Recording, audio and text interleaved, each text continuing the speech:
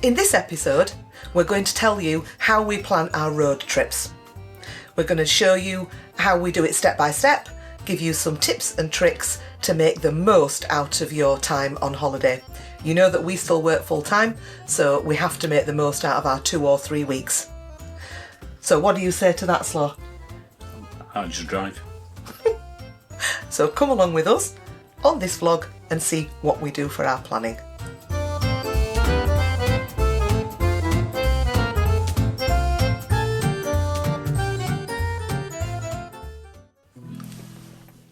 So how do we plan a road trip? I spend longer on the planning for the road trips than we do on holiday. She does. Most evenings are spent planning because I really enjoy that. You know, I have my colour coordinated folder, so every road trip gets a folder which is stuffed full of information. But how do we get to that? Well, first of all, you've got to know where you want to go. So our first big road trip was the MC500, and how did we hear about that, Slaw? I think I saw it on Facebook. I think I'd seen it on Facebook, people had gone, and I fancied doing it. Well, COVID wasn't it? Yeah, we were supposed to be going to the south of France and we couldn't go because of COVID. So Slaw had heard of the MC500, so we thought that we'd do that. So we saw that on Facebook, but you could do something as simple as a Google search and just search UK road trips. And you'll see that MC500 comes up on that. You know, other routes as well that you can do. So you need to know, first of all, where you think you might want to go before you can start planning.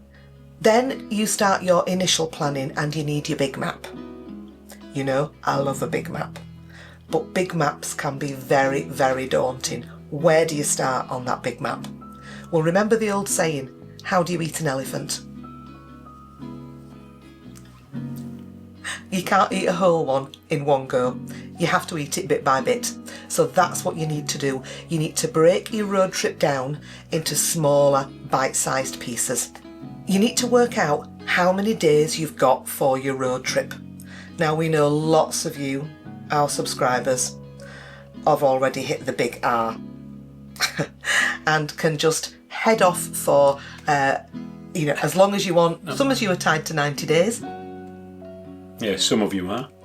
But I'm still working, so I'm tied to 2 weeks. Yeah, we can push 3 weeks for a road trip, but generally it's 2 weeks. So work out how many days that you've got. Then you need to know how long your route is. Wild Atlantic Way was 1,600 miles. Now that is one heck of a road trip. And the planning for that took me months and months. We only had 15 days. So I split the 1,600 miles into 15 days. That's your first top tip. Work out how many days you've got, work out how long it is, and split it up. And the best way to do this, I've found, is to get yourself a little black and white map. Not your big map, your smaller one, and get a little black and white one so that you can colour code each day and you can work out how many days and how long it is, and you'll see from this picture that I'm showing you how to do that. You don't want to be driving all day every day, do you, Slaw? You don't? No, because you get stressed. You do. And hot. Yeah, and bothered. I'm bothered. Yeah. And some of our subscribers have actually been in touch with us and said that they wish they'd planned. Lots of people say you don't need to plan, just wing it. Well, most of those people have got lots of time. I like to wing it. Yeah, but then we don't end up having anything nice. But, well, No. If you've got lots of time, you can wing it. If you haven't got lots of time, I think you need to plan. And lots of our subscribers, as I've said, they've been in touch and said, we went to France, we went to Spain, we didn't have anything planned, we were just winging it, and we spent all day driving because we didn't know where we were going, where we were going to stop, what we were going to do, and it turned into a bit of a nightmare for them, and that is such a shame. Yeah, we've been there. We've driven and driven and driven to get to a destination. Absolutely bushed by the time we get there. It's no fun. Panicking to find somewhere to stop. Yeah, it's And no then fun. going to sleep and getting up next morning and doing it again. Not ideal, is it? It's not, no. Bit of planning, we think. So you've got your skeleton now. You've seen that of the route split into the days. Next top tip. I then use a route planner. I use AA route planner, and I work out the mileage day to day, and whatever it says on AA route planner, I add another half on. So if it says 4 hours, I give 6 hours. If it says 2 hours, I give 3 hours, because you never know whether you're going to hit an Umleitung. Do you remember what an Umleitung is, Slaw? Queue. No. Roadworks. No. Traffic jam. No, it's a diversion in Germany. Oh, diversion. Umleitung. Yeah, I've done them. Done. And you never know. You never know when you're going to get stuck in a queue. So if you're in Belgium, it's a file. If you're in France, it's a bouchon. So you don't know whether you're going to get stuck in traffic, whether it's going to be a diversion. So always add on a little bit of extra time. Jesse, you've gone. You were here. Honest. She's like the Blue Peter cat. So AA route planner, it's not scientific. It'll never be exact, but it's a good rule of thumb to start with and to get you going. Then you need to look into where your days have landed when you've split it into how many days you've got for your mileage. I would recommend you get your guidebook out then. So there are lots of really good guidebooks. Can't show you my NC500 one because that's been lent out, but you can see here we've got the Romantic Road one, we've got the Fairy Tale route. So get your guidebooks out and see where you might want to visit in the area. We also find looking on websites is good, Google searching, looking at YouTube videos of other people who've been to see what you might want to do in the area. It was from looking at YouTube videos, and I think it was Kinging It, that we saw the seaweed baths. Oh, yeah. And they were fantastic to visit in the Wild Atlantic Way. Yeah. So your route at the moment, you're planning, it's still skeleton, it's still in pencil. Then you get to the finer detail. So I'll show you now how detailed this needs to be to work out whether it is doable. So you can see here, looking in this book, you can see that I've used AA Route Planner to get from all these different places, work out the timings, work out whether it's doable in the day. If it's not doable, you need to start again. So you can see here, this was the skeleton that became the final version for the Wild Atlantic Way. And this worked really, really well. We just had one little bit that we had to tweak, and that was, if you watched that vlog, you will see that was when we found a beautiful beach and we stayed there 2 days instead of 1 day. So we just had to adjust it slightly, but it still worked. So those are my top tips for planning your route trip. Find out where you want to go, get your big map, work out how many days you've got, split your mileage then into days, break it down, use AA Route Planner to work out roughly how long it's going to take you, always add half on for any unexpected diversions or queues, get your guidebook, look on YouTube, look on websites, find out what you want to do every day. If there's something that you really want to do, like the seaweed baths or a boat trip, I would recommend you book it, because we're going away at Easter this week. We've already booked a lot of things because it's Easter and we know it's going to be busy. So if you don't mind going somewhere and not actually doing the activity, then it doesn't matter. But if you want to do the activity, then once you know that your route is finalised, get those activities booked. There you go. That's how we do it. Do you want to know where we're going this week? Shall we tell them, Slaw? I don't even know. It does. Because I don't do the planning. I just do the driving. Well, I know I'm going to a ferry. it's all in the folder. We're going to Northern No. Ireland.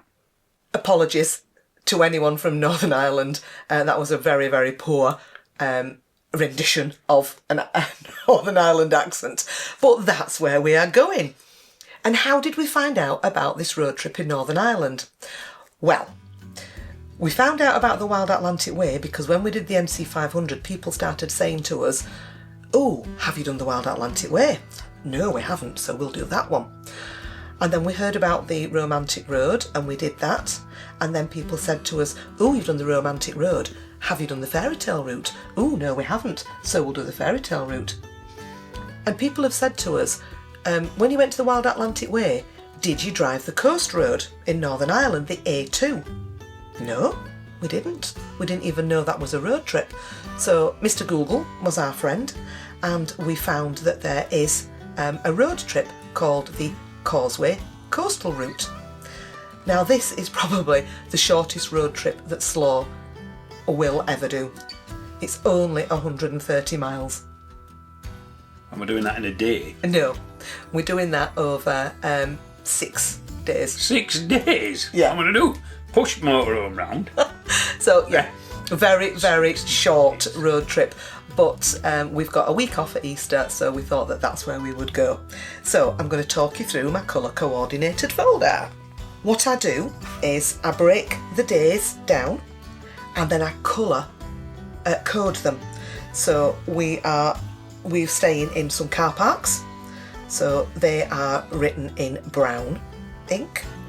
We're staying at a pub stop, that's in blue, and we're staying on a campsite which is in green, so I can easily see each day what we're going to be doing. It's broken down into what the day is, where we're going from and to, how long it's going to take us, how many miles it is, what we're going to do, and then where the destination is. So I don't know whether you can see this when I lift it up. I'm tired just looking at that. There's a lot of hours gone into this, Slaw. So that's my planning. You saw how I did it. I started with a big map. I then broke it down into how many days, broke that down into mileage, looked where we wanted to go, worked it, tweaked it until I was happy with it. Then I started booking. So, ferry. We're going to go Stena Line. We're going to go Cairnryan to Belfast, which we've done before. We did that when we did the Wild Atlantic Way. We know that it's a nice crossing. It's a nice boat. We're going to stay over the first night at the ferry port at Cairnryan. It's about £6 to stay over, so that we're bright and breezy. Wednesday morning, picked up something there, bright and breezy to take the ferry over first thing in the morning. Billy and Jessie are going to stay in the motorhome. You know from looking at our vlogs, Jessie does not like going on deck. She really doesn't like that, so they'll be much happier. Cairnryan to Belfast Stena Line does have a pet friendly lounge, but it's not like Dover to Calais. Your dogs have to be in a pet carrier in the lounge. Can you imagine? No, that ain't working. There's no way that Billy would do that. No. And Jessie would just hold the place down. So they're going to stay in the motorhome. So we will arrive Wednesday morning in Belfast. We're going to go to the vets at Antrim. This is a new vets to us because the vets in Ballymena, I contacted them, but they weren't sure whether they could get a vet on the day that we were arriving, one that could actually do the pet passports. So we are going to Fenaghy Vets in County Antrim, and Billy and Jessie are going to have their rabies boosters done. There'll be 3-year boosters, and that will keep their EU passport valid. Now, those passports, we've used them twice a year, 3 years, and they've saved us over £1,000 so far. So if you want to know how to get the pet passport, we will put the link below for that vlog of how we got the pet passports. We're then going on from Antrim and we're driving over to Derry, Londonderry. And this is very debatable. So you know that Slaw is Irish and it's Derry. To be sure.